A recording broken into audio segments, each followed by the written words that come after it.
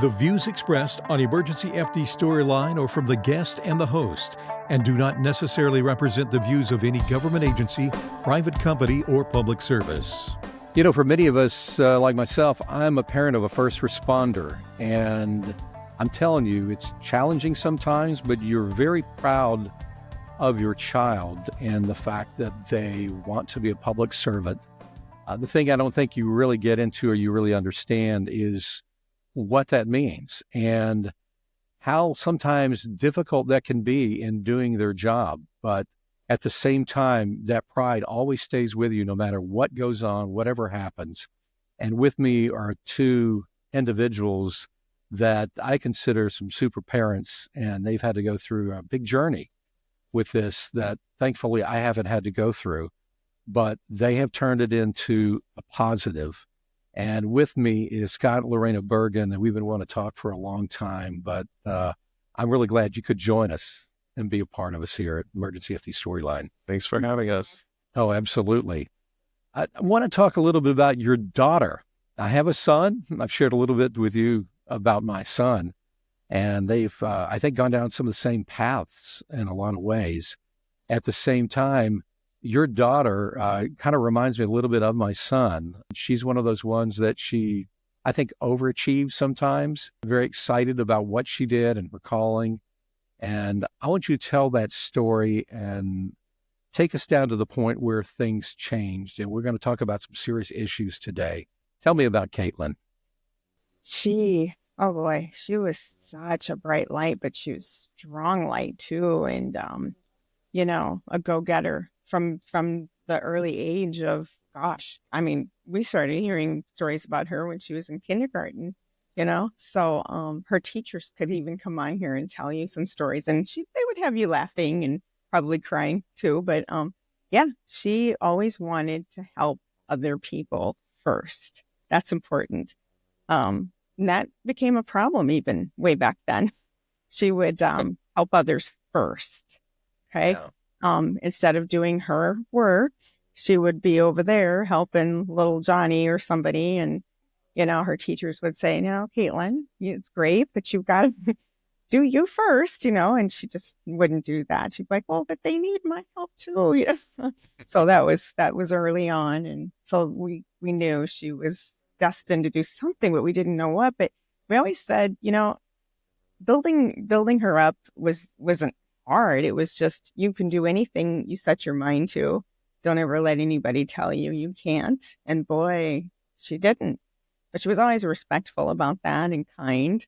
So that was a good quality to have. That was fun to see. Right, Scott? Yeah, again, she was a petite girl, small, short-statured, but she didn't let any obstacle stand in her way. I've read about her, but she seemed like she was pretty mission-minded with school and other things because she not only went through high school, but she went further than that. So tell us a little bit about that.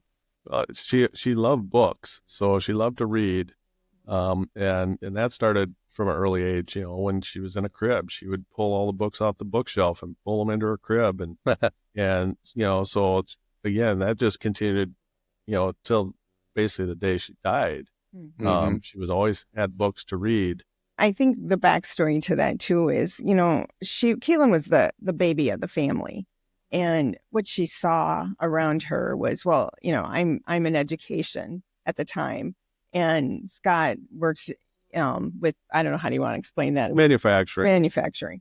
But her brother Brad was the oldest, and he had a brain tumor at a very young age. So when Caitlin was born, that's all she saw and knew. And we tried to keep that as positive as possible. And that's hard, but we did.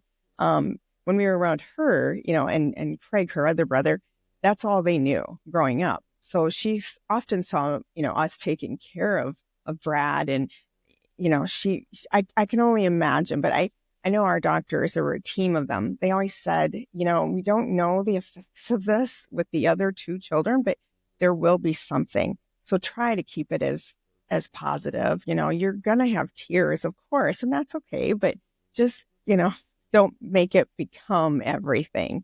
So we tried to keep the other two as their lives as normal as possible. So keep them busy, keep them active, but keep them involved too. So we tried to do that. But that had to have some influence. And we would find out later in life that it absolutely did have something to do with what her choices were as far as like school and down the road and stuff. So definitely it played a role. And also with the giving part, we just observed 23 years of 9/11.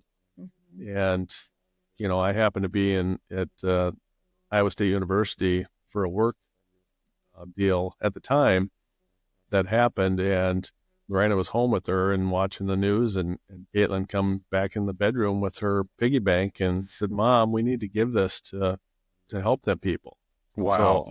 So, so she's 6 years old and had an understanding right then and there that, people need the money more than she did. And she had her little piggy bank, and I'm like, what are you doing there with that? And she's like, we have to help. So she's just at a young age just wanting to help people, and that was Always. in her heart, looking out for the others. It's the, I don't want to say it's that word rescue, but it's that thing she wanted to do something. Right. Yeah. And she even remembered that because she would talk about it later in life and how that influenced her. So everything around her was always, it was a thought process, I think. And then I guess having two brothers too. Two brothers, right? Yeah. And so she was the girl, the and the baby, like this. And the baby. Yeah. So yeah, there's a lot of things I can see there. What piqued her interest? What was it that got her in becoming the first responder that she wound up being? Well, she never wanted to do anything easy. And in high school she always took AP classes. So she wanted to challenge herself, by doing so. And she also, loved band. She played, she was on the drum line and so percussionist, but she also loved chorus. Mm-hmm. Well, in high school, when she was a junior, she had the opportunity to take college classes, but she wasn't going to give up band or choir. So she took night classes at college, and she was on the dean's list for that. So, always challenging herself, and she, from the age 3 till 18, she was in dance. So, wow. And then some point in time in when she was in elementary, probably third grade for her, she started Stebbins Children's Theater. Mm-hmm. Yeah. Acting. Yeah, she loved to do that. So her and her brother Craig did that together. So the activities were always there, and it wasn't that they weren't challenged, but they were. Well, and also, to speak to that, the kids in where they grew up in Mason City, Iowa, they music's big. I don't know if you know about Music Man or you've heard of that at all. Meredith Wilson, the Music Man. Oh yeah. Well, that's Mason City. So the goal there is, music is instilled in these kids at a very young age there, and our kids did pretty good with that stuff. So, I thought they did. Maybe that's just me bragging, but they both won awards, and they were challenged there too, because it wasn't always being on stage. They had to do the audio booth, the lighting booth, be stage directors, mm-hmm. stage managers, backstage. So, and Caitlin was one that she did all those roles. She loved it. And that led up to, like the choirs, and, Mason City gets to compete, and they take them to Chicago and Blue Man Group. They got to see that. And then they eventually go to New York. If the choir does really well, they get invited there. And they played at Carnegie, and they thought that was the neatest thing in the world. Wow. And it's an honor. And Caitlin, my gosh, what did she have on her mind? Well, unfortunately, of course, this was after 9/11, so yeah. they got to see the whole memorial. And I remember her telling me, "Mom, you have to go there, and don't you worry, I'll stand by your side. I'll take you, because this will be hard for you, Mom." And she's right. I would be like, "You're right, Caitlin. I would need your help." and it's something we still need to do. We do. It'll be hard. It will be very hard, but But again, that's probably, one of the reasons why she became a firefighter. How did she actually get into that? I know, did she volunteer? Did she school? She did volunteer. So between her junior and senior years in college, she joined the Coralville Volunteer Fire Department.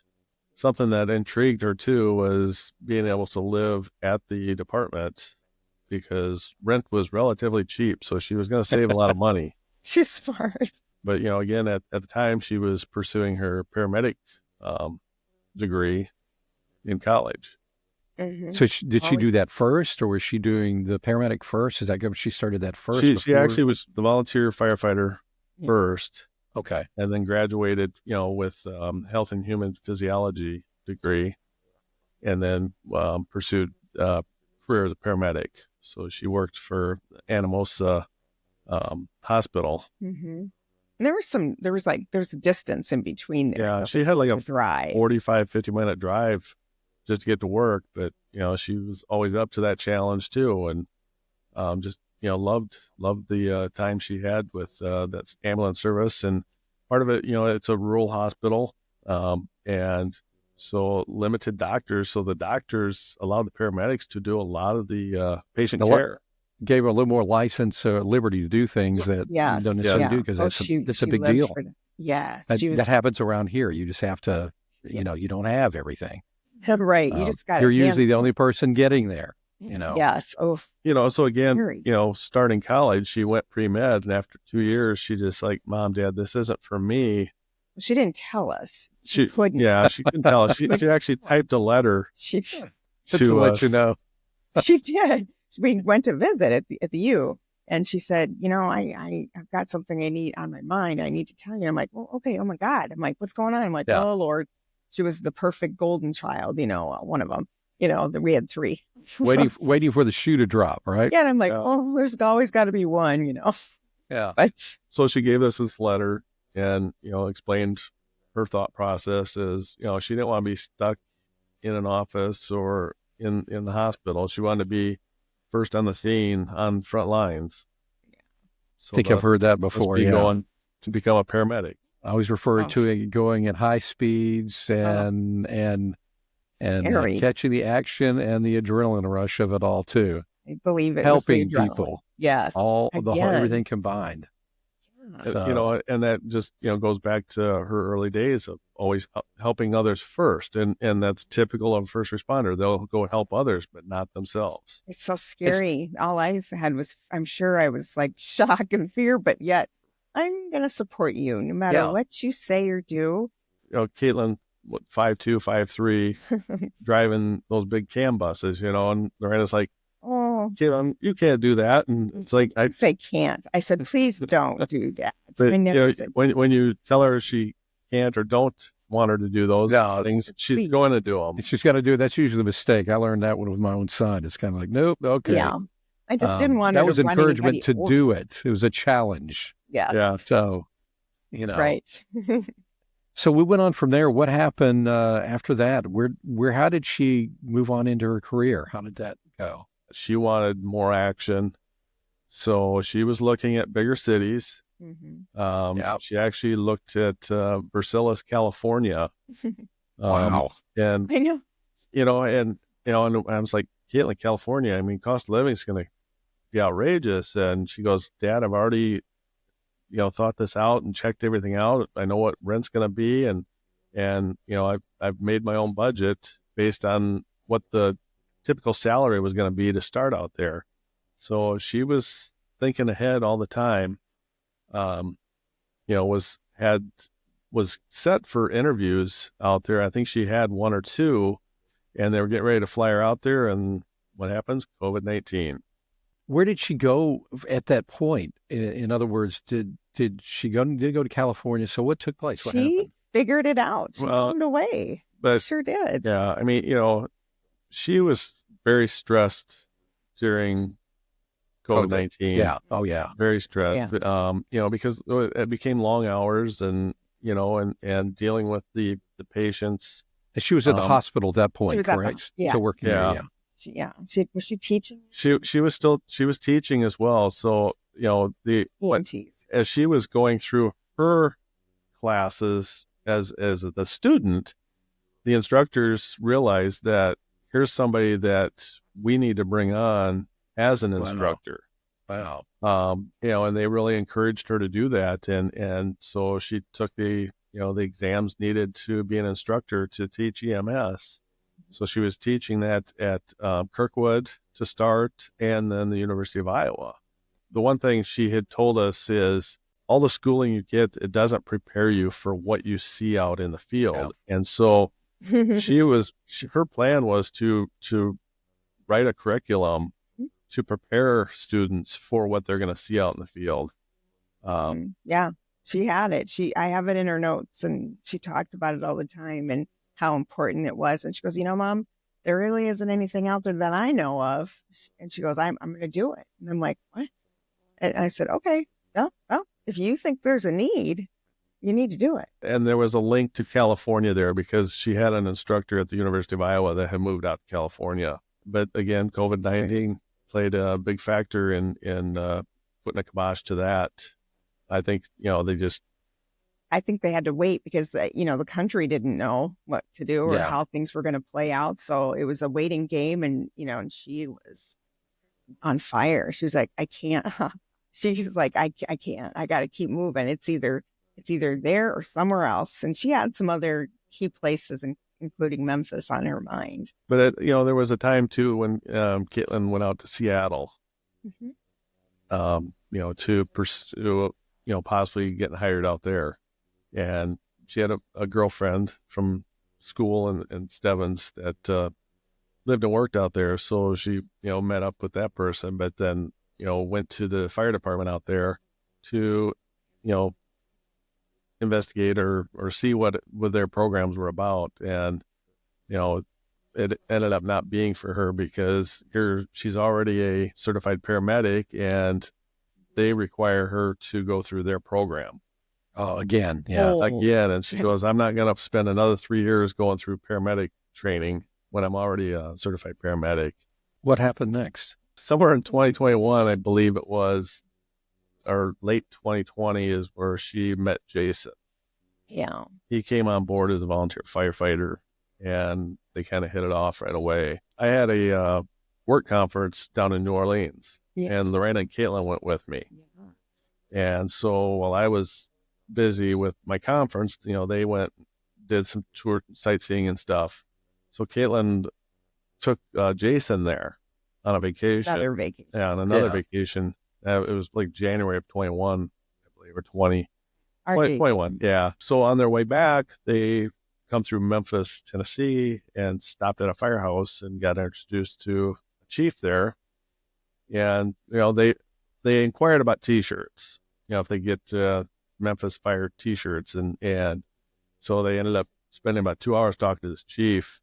And of course, he was intrigued with Caitlin because of her credentials of being a paramedic and firefighter too. And, so he really wanted to pursue her and Jason, he wanted to get on too. Well, Memphis has what they call a lateral program, and you have to have at least an EMT and firefighter 2 to qualify for the lateral program. Well, Jason, he just had firefighter 1 under his belt. Mm-hmm. So anyway, fast forward then, November of 21, they moved to Memphis to pursue career firefighting jobs. Jason was getting hired with West Memphis, and Caitlin was getting hired with Memphis. So, and Jason, I believe, started December of 21, and Caitlin started, actually, it was February 14th of 2022 with hers. Yeah. And I think Chief, he talks about it. I mean, when he came, to Iowa and when we met him, I mean, what a wonderful person. I can't say enough about this guy, but we knew we had Jason. He was like, we know we have you, just nice young man, but we needed her, and she was hard to read. Yep. And I was like, yeah, she really was. Yeah, he said I couldn't read her, if she was if I could get her to come or not. And But he wanted that girl. He goes, I think we need her. She's going to be good with us, and she's got the skills, and we need that girl. This point, the relationship between Jason and Mhm. and Lorraine and Caitlin, Caitlin. what was that? I mean, What again, was that? yeah, what was that relationship there between the two of them? from what we knew, it was boyfriend, girlfriend. And we met him for the first time on Easter of 22 or 21. Okay. Excuse Yeah. me. Well, she had called me, and she said, "Can I bring somebody to the family thing, with grandma and grandpa?" And I said, "Well, of course you can. You never have to ask, And I said, Yeah. "Why? Who are you bringing this time?" And she goes, "Oh, somebody." And I said, "No, I'd like a name at least." And she said, "Well, I got this friend." She called him a friend, and I said, Friend. "Oh, Yeah. okay." And I said, "Well, sure." And I go, "Is it your friend out east?" And she goes, "No, that's like a brother." And I go, "Oh, a brother, in, Yeah. like fire." And she's like, well, sort of. And I said, "Of course you can bring whoever you want to bring." And I go, "Is there a little bit more there?" She goes, she got quiet, and then she chuckled, and she said, "Maybe." And I said, "Absolutely, bring him then." And man, when she brought him, and I'm always taking pictures, and I have the very first photograph of them Yeah. talking to my dad, and that picture is golden to me. I love it. Yeah. But she never said anything more than that. And even when we met him, and then after we met him, she actually asked me this. She said, "Mom, come here." I'm like, "Okay."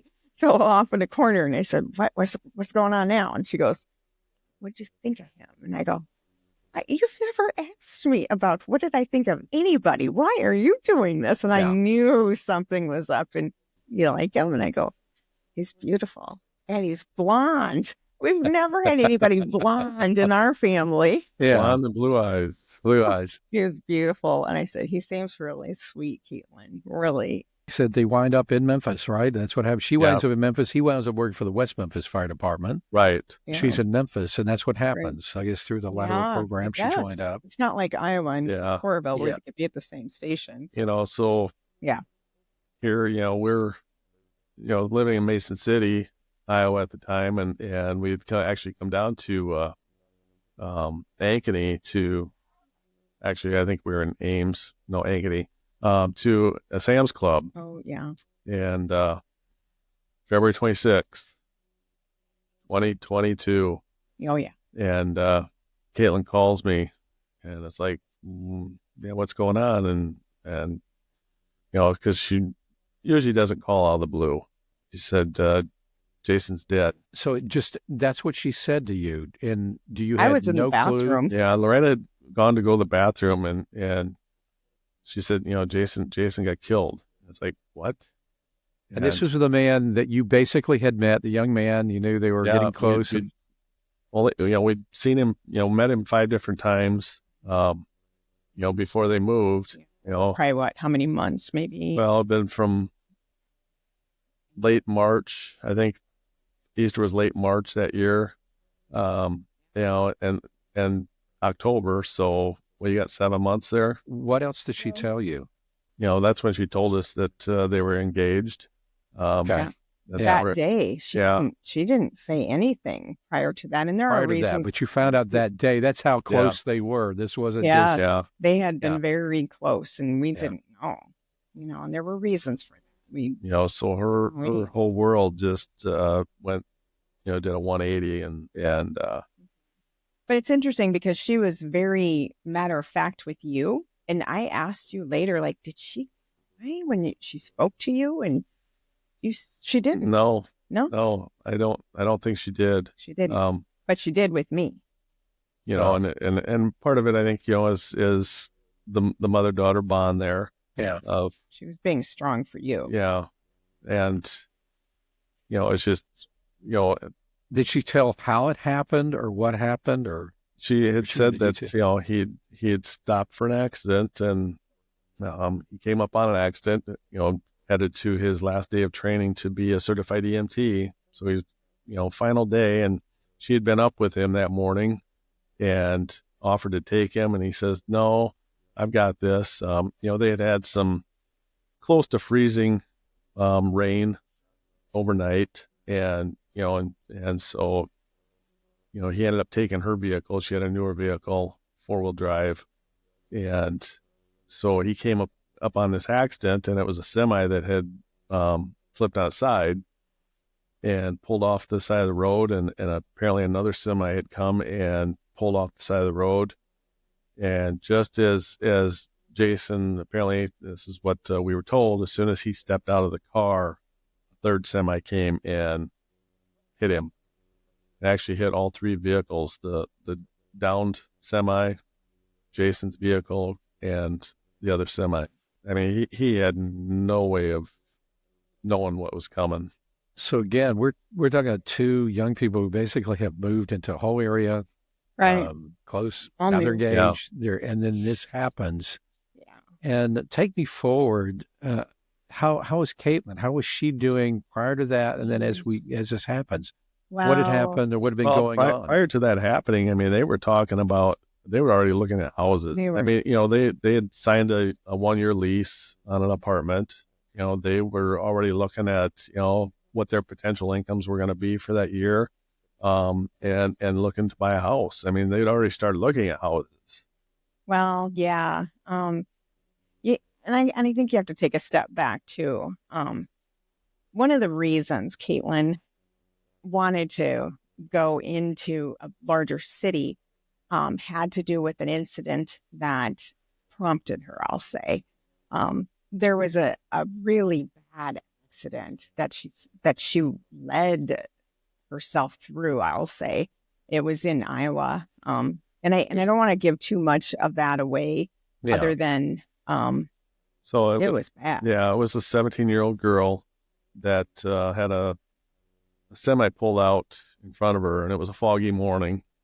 So here the vehicle's pinned underneath the semi, and there was actually from what we saw photos, and the report came later, given to us. The father had given us the report, and so there was a nurse or somebody that knew some first responder work on site, just trying to talk to this young gal.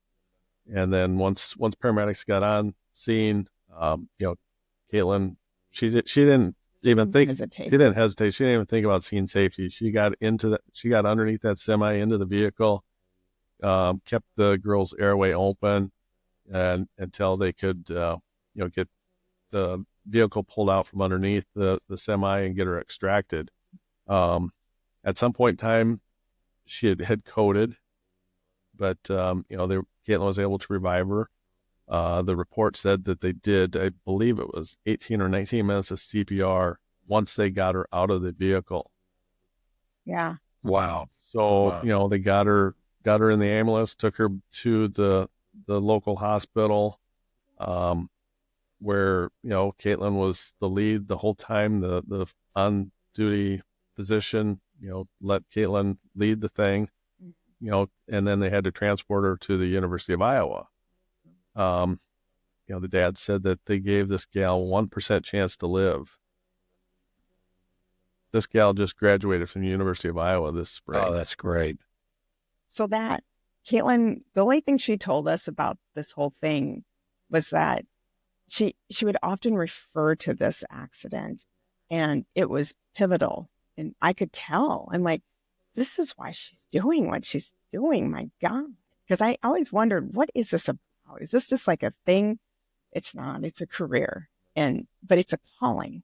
Yeah. It's a calling, So that's kind of where her heart was as far as the job and the passion for it. Absolutely. Which that's it. Most first responders, that is it right there in a nutshell. Was it. I knew it, and she knew it, and we both couldn't describe it. And I was like, but then Caitlin had a moment where she said, I need to do more of that, because that's me. That's it. That's how we knew it was her calling. And then she's like, I don't belong right here, though.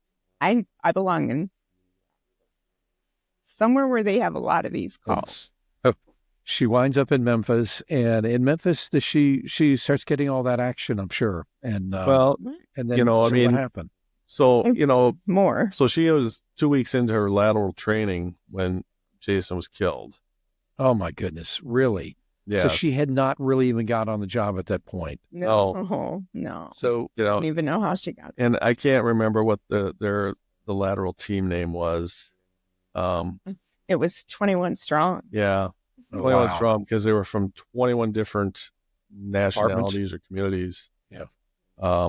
So it took on a whole new meaning, because that group backed her, and supported her, because she missed 2 weeks training, Wow. for Jason's death. Yeah. And, so, they just wanted her to continue with them, so they all would graduate together. And so it was, I don't know, March 25th, I think, when they graduated. I can't remember the exact date. I mean, we went there for her graduation, and that's the last time that we physically saw her. It's interesting as you talk about this, because I've heard this from my son. Yeah. But, a lot of times everybody says it's something just the job.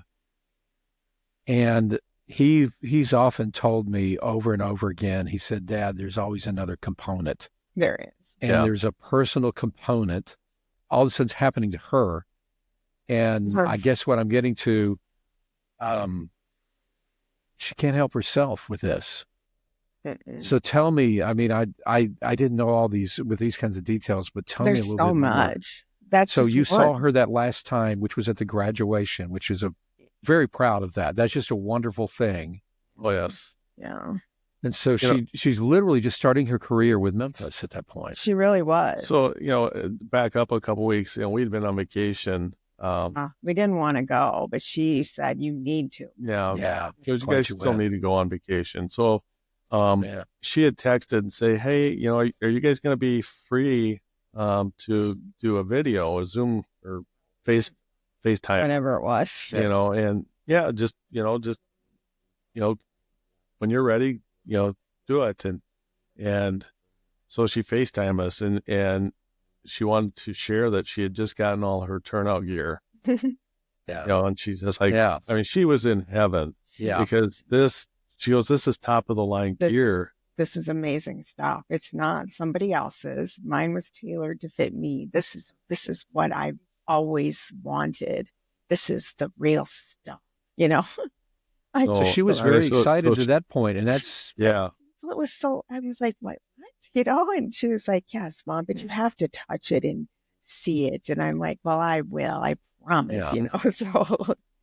So then again, when we do get down to the graduation, and prior to that, we'd found out she was getting assigned to the SORT team, which is an amazing thing. Right. Because my son was SORT, Special Operations Rescue Team. That's a big deal. It's a big deal. Best of the best. Deal. Oh my God. And it scared me, but Yeah. So I was like, you're going to do, wait, what? Yeah. Here I go again. and once she had told us that, she was already looking at some further schooling Mhm. for this. So, it's not sure, if that was just a ruse to throw us off. I was like, we have some hope again. I can't really even describe this. I really can't. So kind of gave you the feeling she was moving forward at that point. I did. Yeah. Being the Caitlyn you knew moving forward, right? That's a piece of her. Yes, that's a piece of that's her. Yeah. It has to be her. There's some hope. So, again, we were there for her graduation. That's the last time we'd seen her in person. Mm-hmm. We spoke to her many times after, in between the 2 months after Jason had passed. But at that graduation, that was what an honor. I mean, being there and seeing her. And I mean, she had moments, she lost it. And I did too. But just seeing her when she was hugging all the chiefs and that lineup, and she lost it, and it was, but Chief Gina, Big Chief, she always said, that's Big Chief, Mom, remember that. And I'm like, we need Big Chief. And she goes, I'll explain that to you later. And I that Yeah. That lady is something else. I'll tell you. I can't Yeah. look at her the same because she's amazing. And I heard her story on your podcast, and that's amazing. And that's what I've been telling Caitlin is, you see, that's you one day. You keep going. And that was another probably inspiration for her, is seeing that, here's a big department that's, you got women chiefs. That's amazing. It's possible. And they work their way up. That's They the biggest thing that I can absolutely do. say. And that's what's so amazing, because I knew them when they were nobodies. And so I think of them when they were nobodies, and the things that were said about them back then. Yeah. When they were a firefighter too, right? Yeah. No, they weren't even that. Okay. I mean, so it was just, they were just junior people that really little experience. That is so amazing, because that's what it needs to be. I just see, again, the ambition, the wannabe. Yeah. What changed at that point? And then how Honestly, did the story go? I don't know, because I think Caitlin, I mean, she'd seen people get hurt. She'd seen death. Yeah. I think it was Jason. I really do. Yeah. And then I don't know.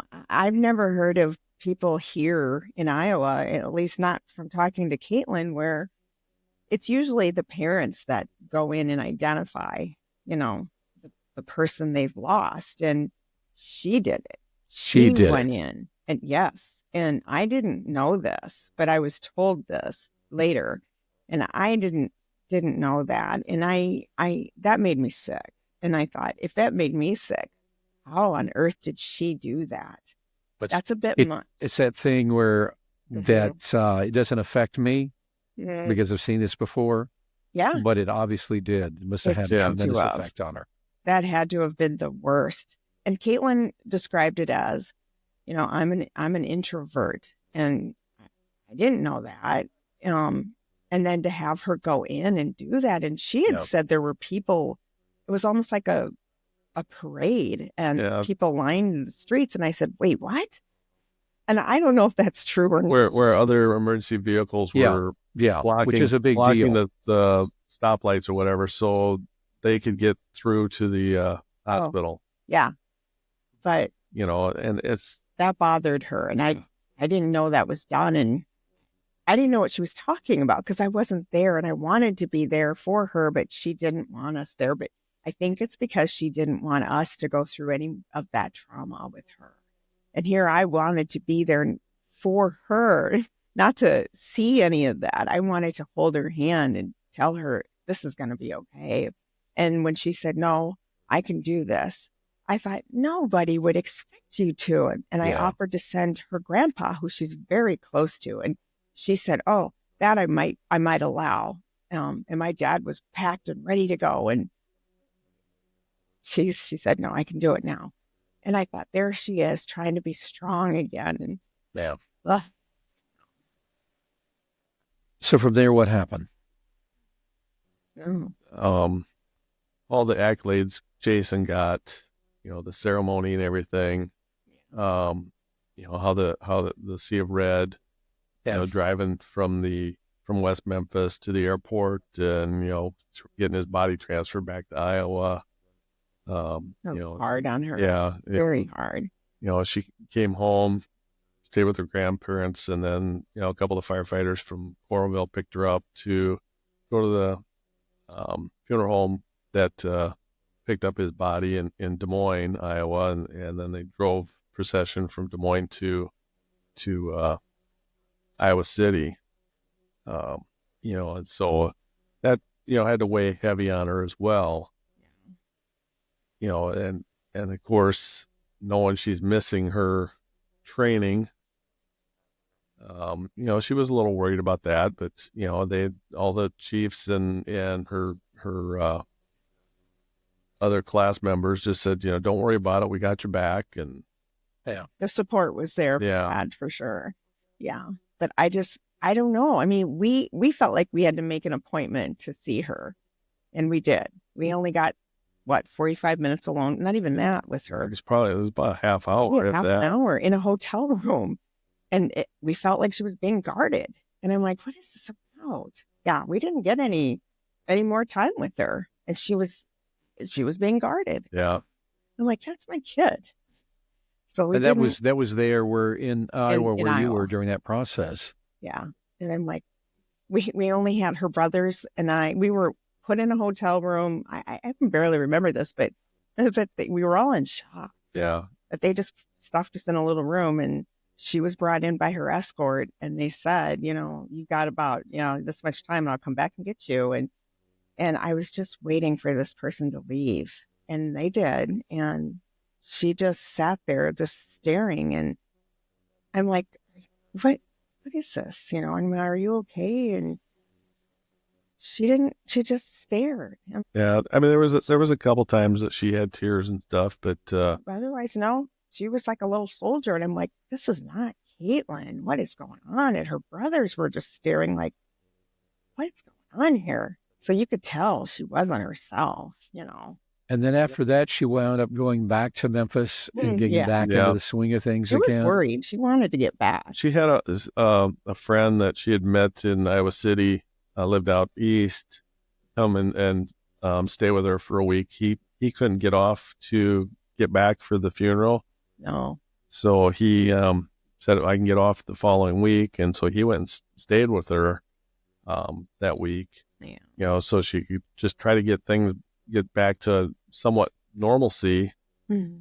But I'm sure, it just seemed like, here I'm got my training, I'm going to be starting this job and coming home to an empty place. Yeah. And she's probably thinking, what am I going to do? And where's my life? And what happened? Because I did catch her at the funeral. She said this out loud, and I don't even think she knows she said it, but I heard her say, is this real? She was sitting under the tarp, and she said, is this even real? Look at all these people. Is this real? I mean, she looked like a little zombie, and I thought, we weren't allowed under the tarp. We were off in a corner somewhere. And I was like, anybody else hear that? And I'm like, the poor thing. I just wanted to take her home to our house. But she was like, I can't. I have to keep going. And I'm like, yeah, but Caitlin, you really need to just come home, Yeah, the normal thing would to grieve and to spend that time because it doesn't pass quickly. You just need to step away. And, and I told her that in the hotel room. And we just didn't know what to say. But, we told her we loved her and that, we're your parents.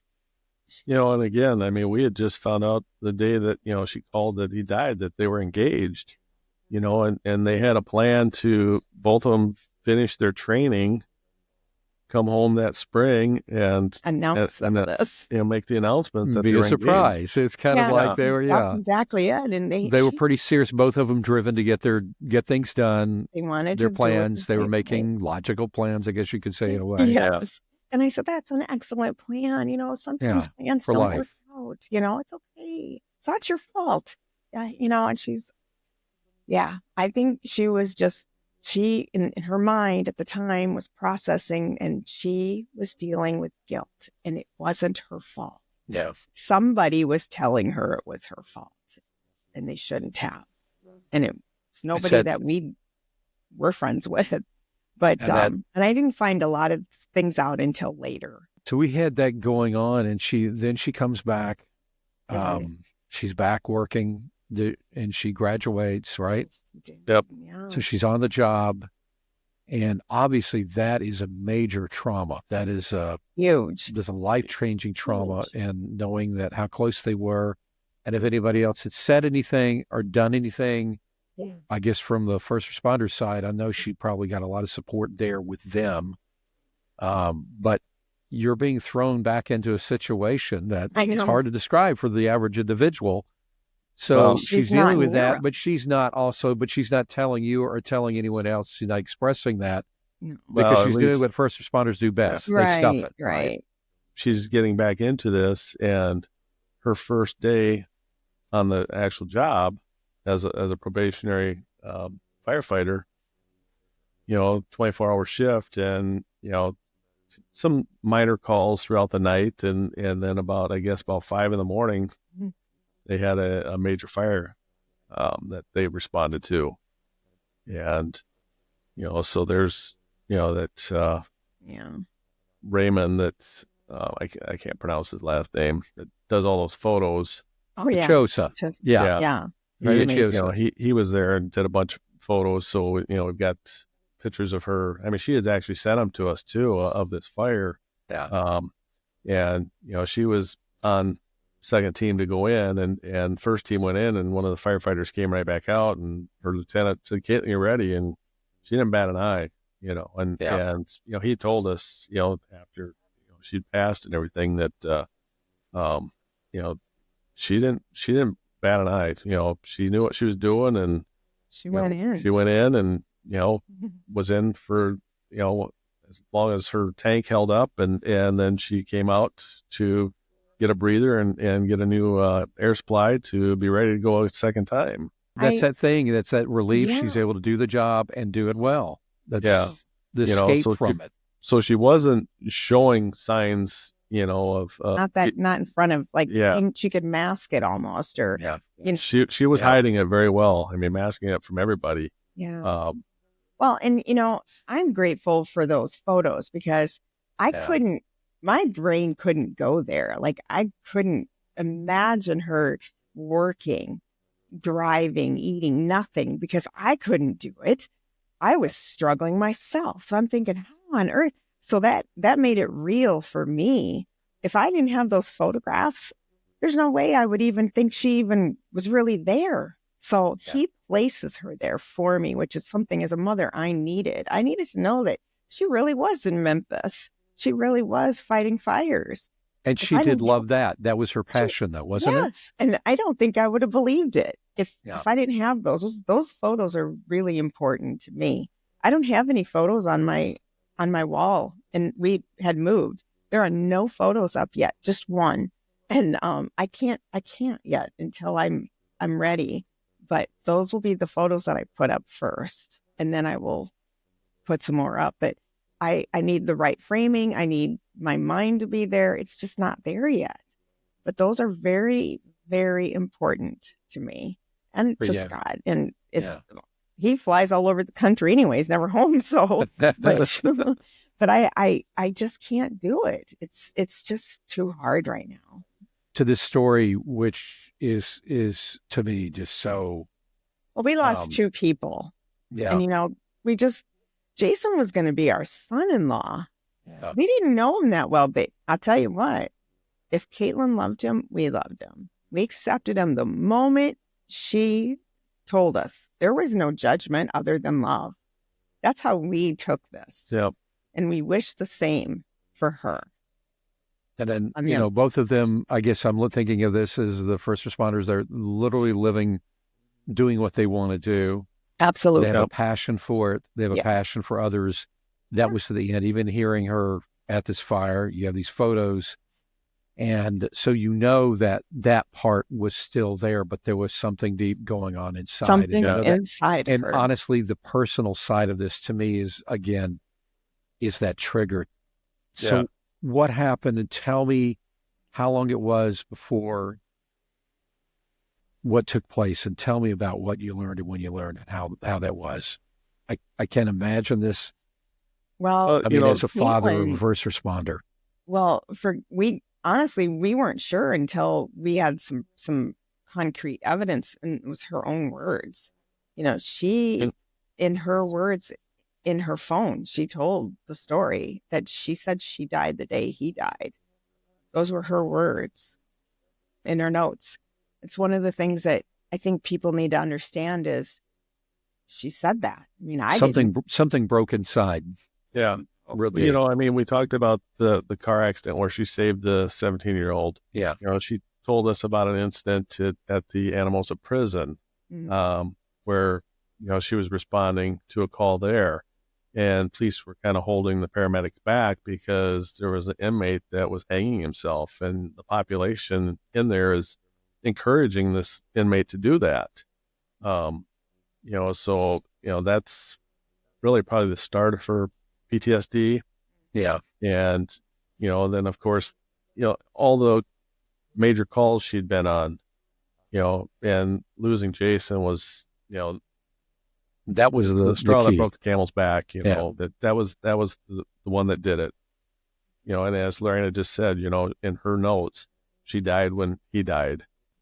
And what was it you found out?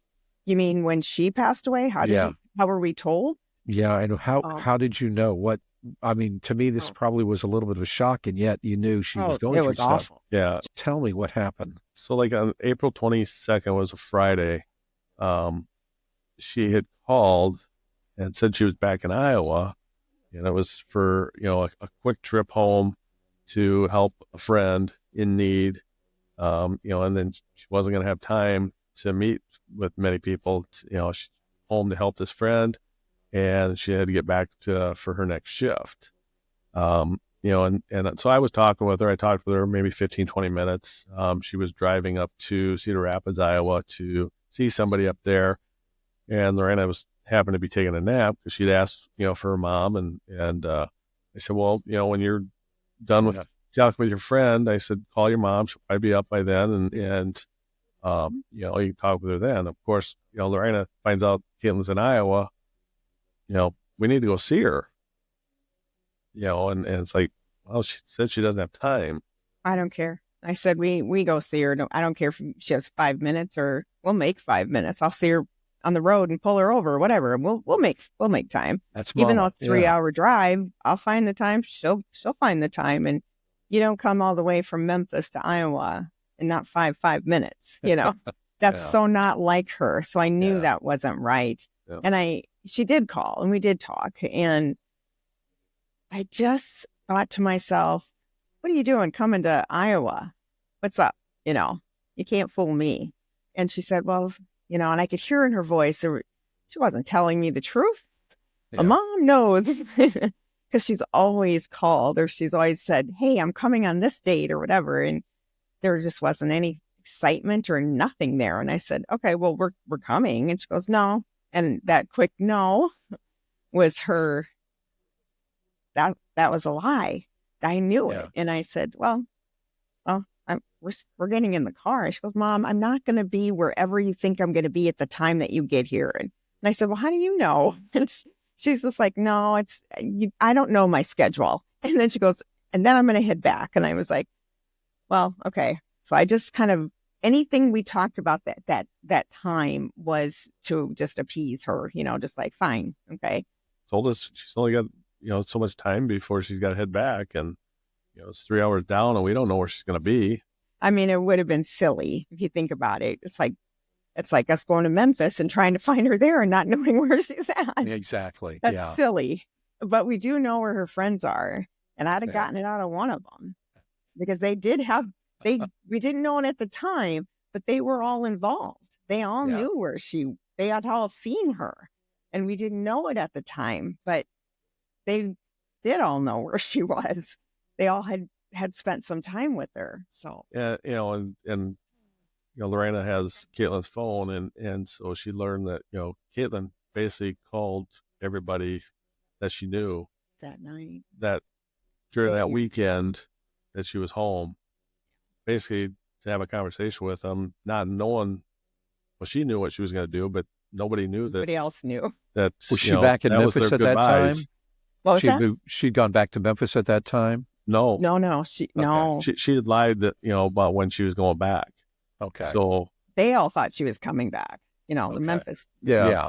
So, you know, she was in Iowa on that Friday and said she had to head back Saturday night, Sunday morning to get ready for her next shift, which was, she didn't tell us when it was, but we found out it was supposed to be on Monday.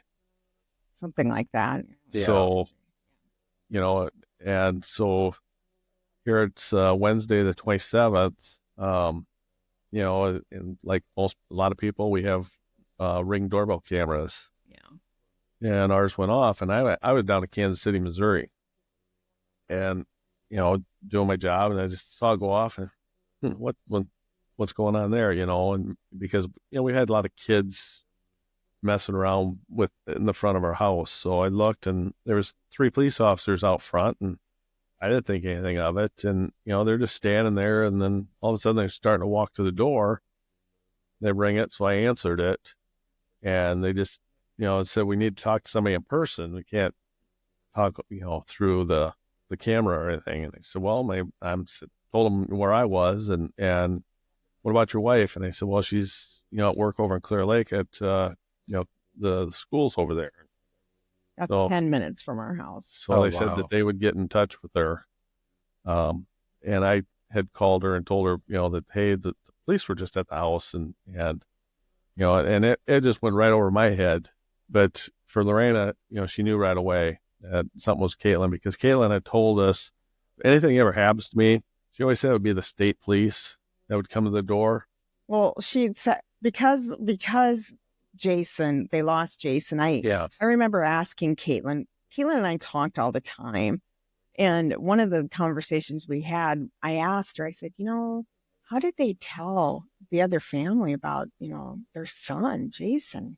And she said, oh, I can tell you exactly. And she said the mother was sitting doing work at the window with her sewing or something. And she saw all of these, I think it was emergency vehicles. Yeah, they were coming to the house. And I said, oh, God. And she said, well, that's how it's done, Mom. And I said, how would I know? I don't know anything about this stuff. And she said, so I go, so is that what they do? And she said, yeah, if you're at home and you see, you might, for us, fire, you might see the chiefs all coming. And I said, and she goes, well, yeah, they're not coming to tea. They're coming to tell you. And I said, oh my gosh. And so when Scott told me, there's all these, officers at our house, I said, what? And I said, it's Caitlin. And I literally was yelling, and I'm in my building at school. I can't behave that way. I stepped out of my room, and I don't remember a whole lot after that, but I do remember that. And I was like, Scott was like, Lorena, you don't know this. And I'm like, I know it. This is what I was told. And Lorena said, she stepped out of her room. She has a teammate. She said, come with me. You gotta come with me. It's bad. And because, mother's intuition was right on this. And so, once they called and confirmed it, I tried to reach out to her chief and finally, or her lieutenant, and finally got through to him. And he said, well, she was supposed to be here on shift on Monday and called out. And she hasn't shown up yet today. That was not like her. No. Oh, no, not at no. all. So Caitlin they knew something was up. Showed up. We hadn't heard anything official at this time yet. No, but I had called. I called and texted all three kids. And he's the one that didn't respond. Yeah. Well, our son Craig, he never responds. Yeah. So that's a typical guy. I was driving, once I got confirmation, of her death, I rushed back to my hotel and got checked out and headed home. And, I was trying to call. I called Lorena's parents, and confirmed with them. And her dad had said, I just talked with her. It was like 9:30 last night. Really? Yeah. And they, she was found like at 7 a.m. On Wednesday morning. He was dumbfounded too, because he goes, I just spoke with her last night.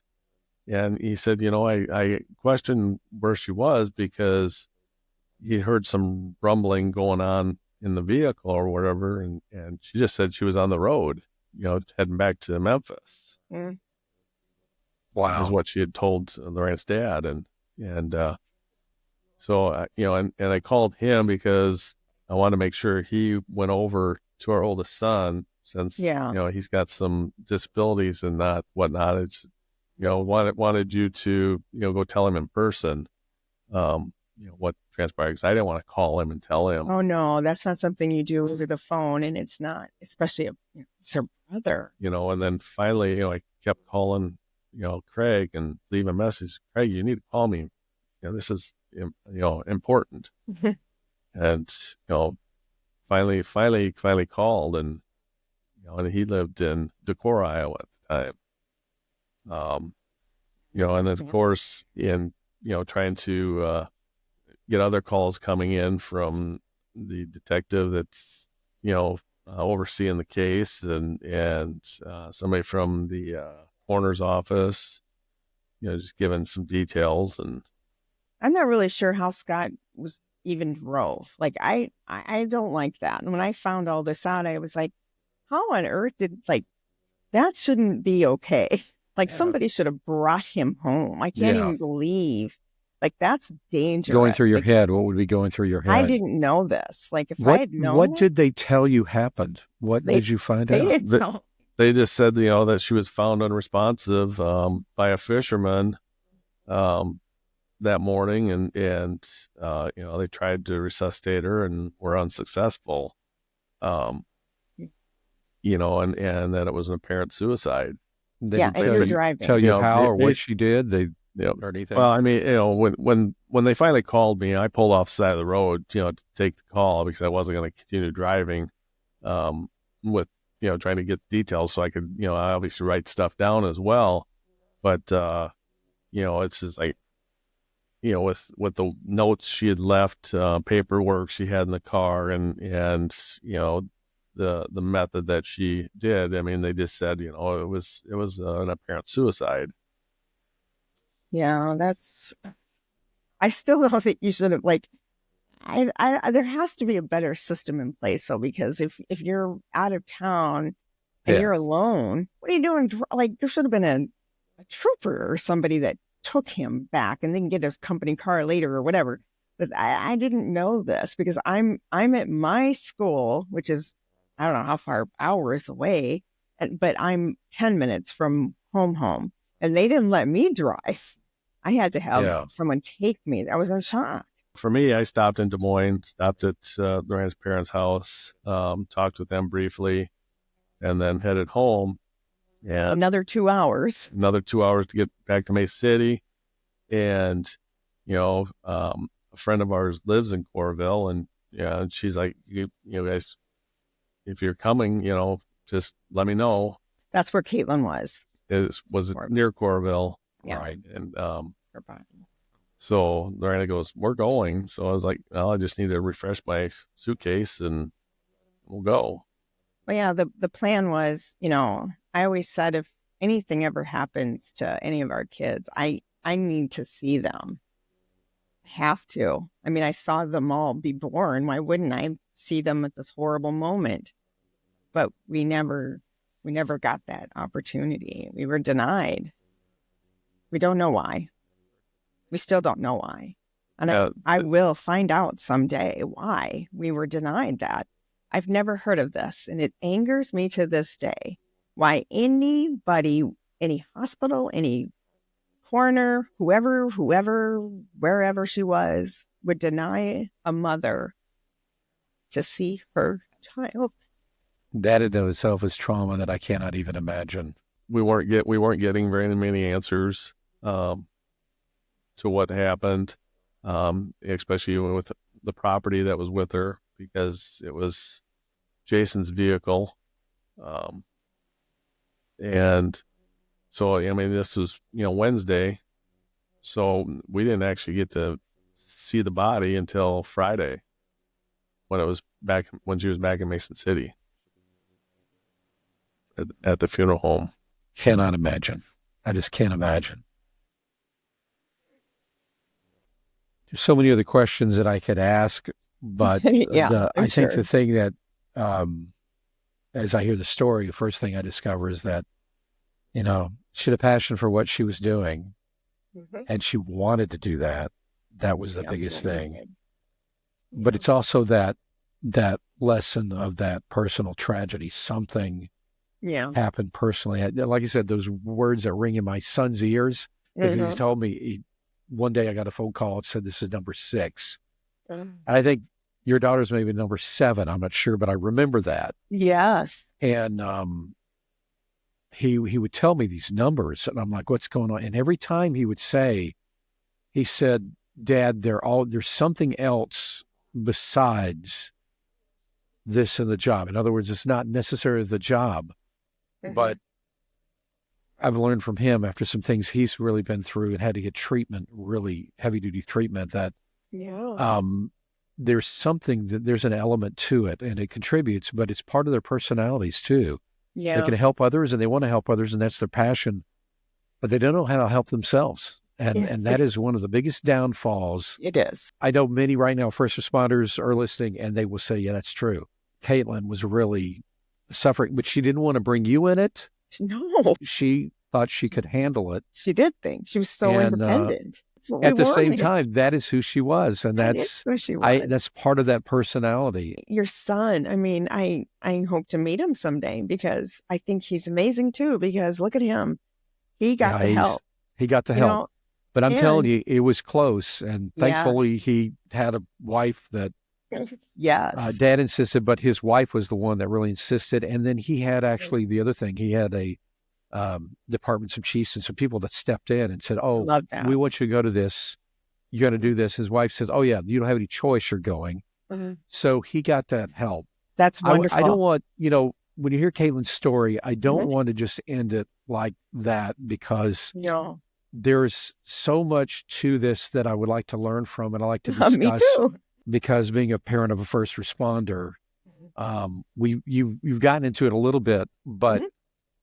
there's a very big sense of pride in who they are, what they do. Mhm.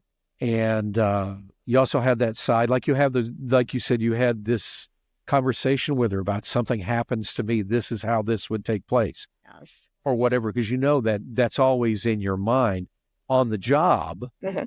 But some of these other things you cannot see coming in a million years. You may have an No. inkling, you don't.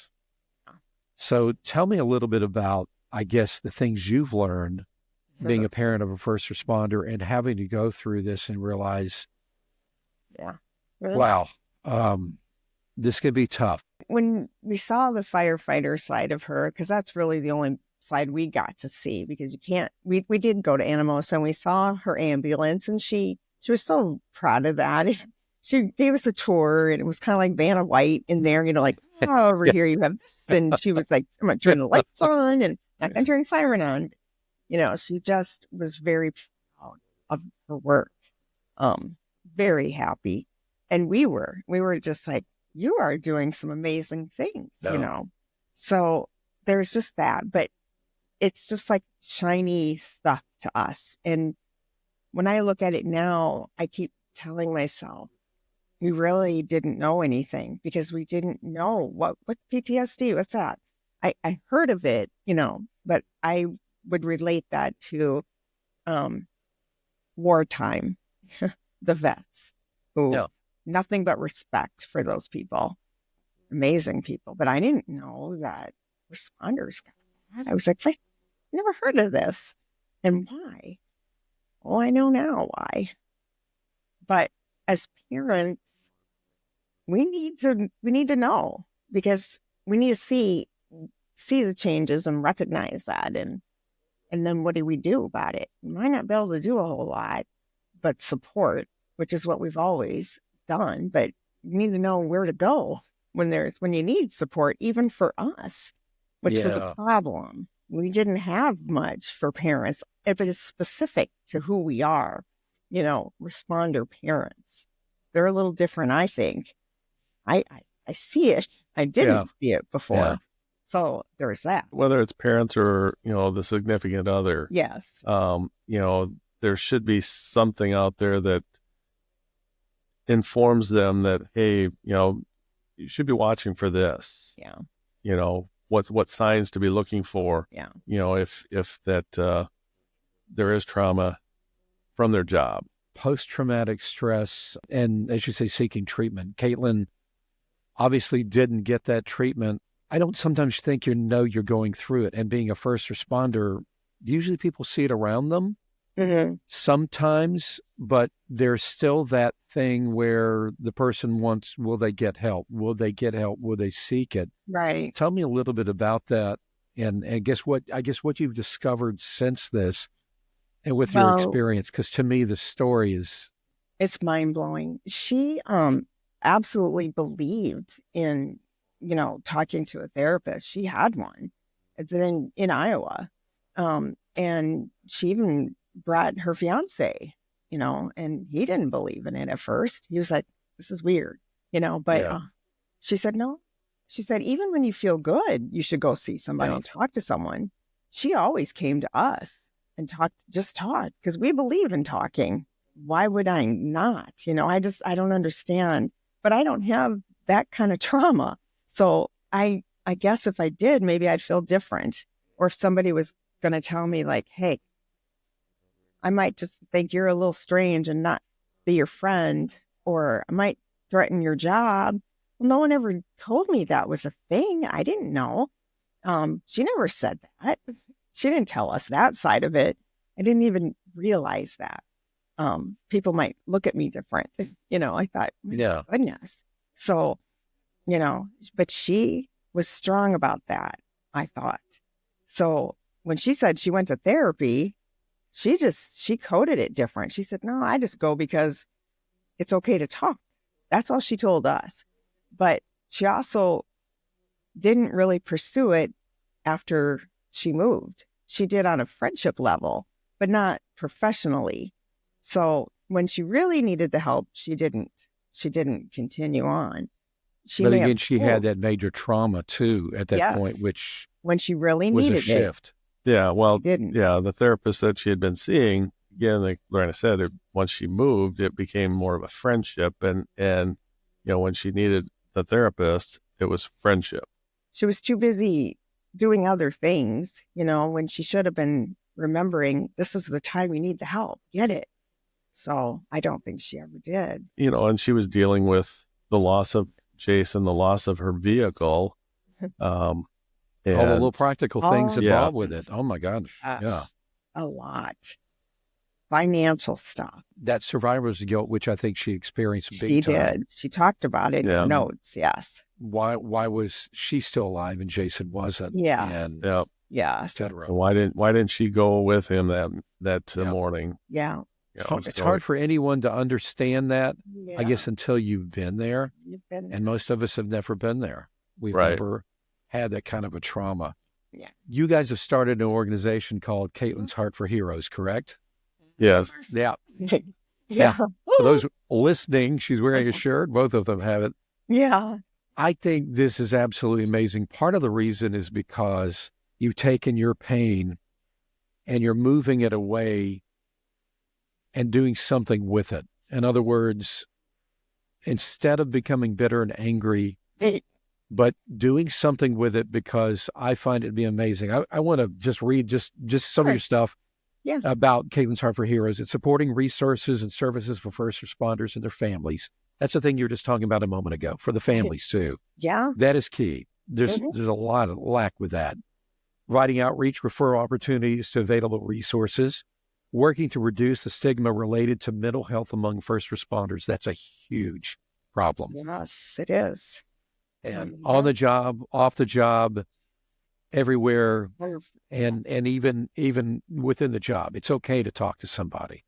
I think now there's a lot of discussion on that, and which is good. They're saying, no, it's okay to talk to somebody. Anybody. And we're hearing that from a lot of the departments we've talked with, that they are getting peer support groups going, or they already have them in place. Where, Caitlyn mentions that she didn't get that. She didn't have it first. She didn't have that. In Iowa. Yeah. Yeah. But it's coming. I mean, some of them have them and some of them don't. And we got to work hard. And that's what we're doing. We're getting out there. So Kaitlyn's Heart for Heroes is a nonprofit 501c3. So it's all set up. Tell me again a little bit about it and what you're doing, because one of the things I think we're able to talk about it and try to get resources to people. Now, my son had to get a major treatment. He was in the fire union, IAFF. He went to the Center for Excellence, got some amazing treatment, and it's made a big difference. So much so that he's talked about working in counseling with others. That's gone through his head. I think he's trying to figure out where he can go with it. Yeah. But it has really been an impact on him. And that's wonderful. Good. So he got that. And I'm so thankful for that. And he's both military and he's a first responder. And he's been on the SORT team in Memphis.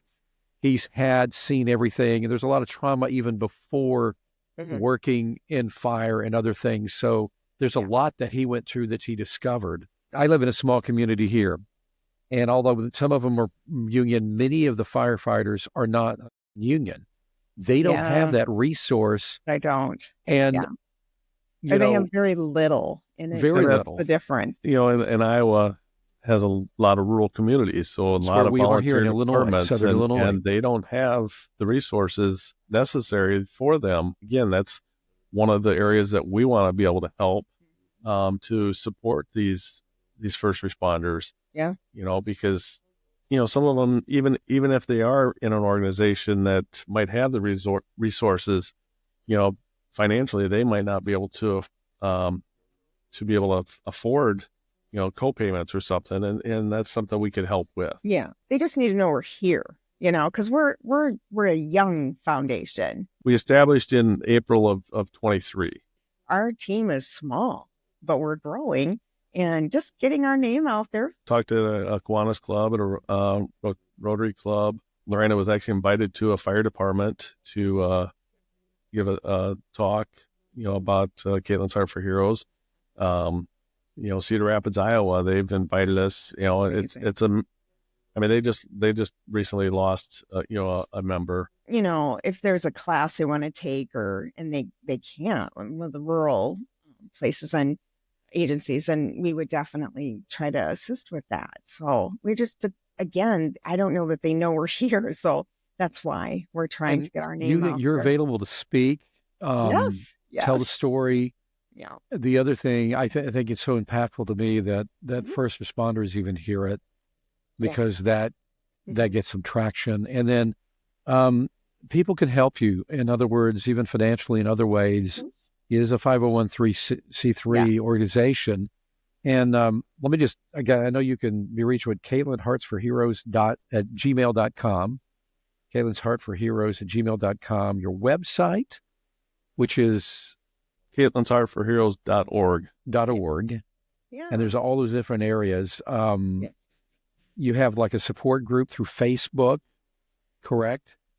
We do. And you do. And there's a lot of little things. I really encourage people to go to the website. I would. Yeah. Just to find out a lot of things. And this, to me, this is really growing. I would love to see this really take off and even get further than get out of Iowa and everywhere else too. But I think I'd love to see you speak in different areas, because to me, this is so important. Because, it's not you lost your daughter. She loved doing what she was doing, and she was one of those unique first responders. Personality, everything sounds just like, I'm just sitting here thinking, my son, and then other individuals and that I've known. She just fits that personality.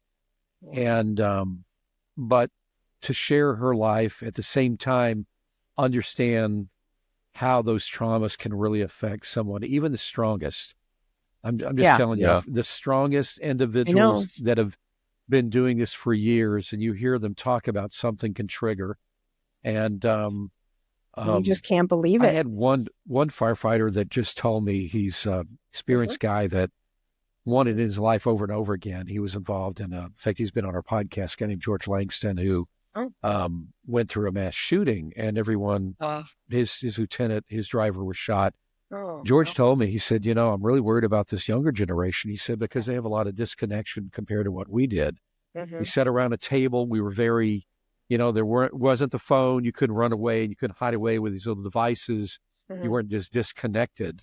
And he said that, I could look across the table, see that something was wrong with them. He said, now everybody's in their separate rooms, or they go to their corners and they do their things. He was very concerned about that. But he was very clear that, again, other things contribute to it. And he felt so guilty about surviving something. And I think that's where Kaitlyn's trauma probably hit really home with her. Well, and that's the thing. That's one of the reasons we're doing this too, is I'm learning so much. And I don't know if Scott is. I hope so. But that sounds like he is to me. I don't know, because you want to be able to talk to these wonderful responders and figure out, what is it that you guys are hearing and seeing that's having you react or not react. Yeah. Because if I can just see something in them that I didn't see in her, or maybe there's a connection, and I'll go, oh, that might have been it, or there's going to be something someday. I'll meet somebody and I'll be like, I see it. That's it. Then maybe I can help that person, or maybe I just did and it was worth it. That's maybe my purpose. So that's why we're doing this. We want to be able to help and make some changes along the way. Because I know at the one talk I was at, I said to the one young firefighter who was 27 years old, I said, that was Caitlyn's age. Do you want your mother up here making the speech that I'm making? And he goes, no. And I said, then start talking. Start talking. I will. So I told him. Well, I want to remind you again, Caitlin Hearts for Heroes, established in honor of the life of Kaitlin Bergan and her dedication to life as a firefighter paramedic. And we want to keep her, always remembering her in every way. And there's so many things we need to talk about. I want to get you guys back on to talk about actually some more issues and do that with some folks at some point. So again, that'd be great. Scott Lorena Bergan, thank you so much for giving us a little bit of a different insight into Caitlin's story, being parents of first responders, and just taking that time to do that. And then I want to encourage you to continue sharing and for people to check out Caitlin's Heart for Heroes. And again, give me the web address. Caitlin'sHeartForHeroes.org. And then if somebody wants to get a hold of you, they can email you at Caitlin'sHeartForHeroes@gmail.com. Do that. So I think you guys should get out there and speak and get you some folks we're doing that. You bet. That's great. Well, thank you so much. Yes, thank you, Tom. Sure. Bye. You can help support Emergency FD Storyline by going to our website, emergencyfd.com or emergencyfdstoryline.com. Click on the word Donate.